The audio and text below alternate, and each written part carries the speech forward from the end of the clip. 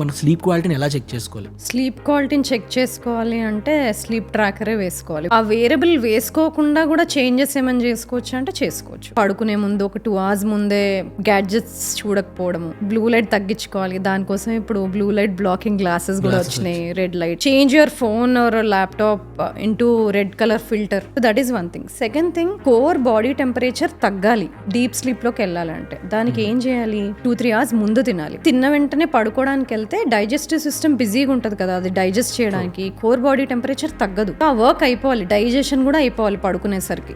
Warm showers తీసుకోవాలి so that all the blood will move towards peripheries. అలాగే room కూడా dark గా పెట్టుకోవాలి. ఇంకోటి, రూమ్ టెంపరేచర్ తక్కువ పెట్టుకోవాలి. అకార్డింగ్ టు స్టడీస్ అయితే 22 degrees ఉండాలి. పొద్దున్న లేవగానే సన్ లైట్ చూడడం వెంటనే with in first half an hour. So అప్పుడు ఏమవుతుందంటే బాడీ ట్రైన్ అవుతుంది. మనం వేరియబుల్ వేసుకుని ట్రాక్ చేయకపోయినా కూడా ఫ్యూ డేస్ తర్వాత తెలుస్తుంది డేలో వర్క్ లో ఎంత స్మార్ట్ గా, ఎంత ప్రొడక్టివ్ గా ఉంటున్నాము, థాట్స్ ఎలా నడుస్తున్నాయి, యాక్టివ్గా ఉంటున్నామా, అవి డిఫరెన్సెస్ తెలిసిపోతాయి.